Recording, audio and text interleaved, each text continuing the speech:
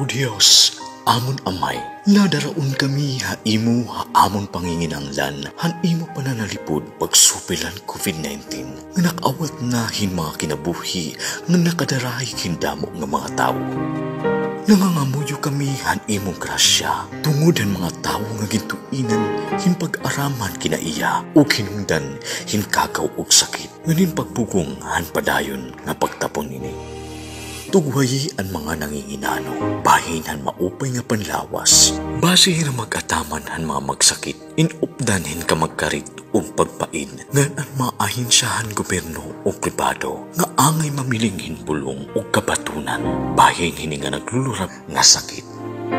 Nagaampo kami, tungod ang mga magsakit, base may balik dayon, ang ira maupay nga panlawas. Hatagi kami hin grasya pagbuhat tungod ang kaupayan ng nga tanan nga napagbulig ang mga nagkikinahanglan. Pinaagihan amon Ginoo Hesukristo, imo anak, nga napupuhi o nagahadi dida apagkausahan Espiritu Santo. Dios, hadayon nga katuigan. Amen.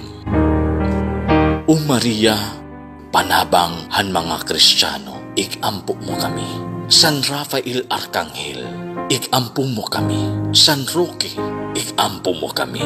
San Lorenzo Ruiz, ikampo mo kami. San Pedro Calungsod, ikampo mo kami.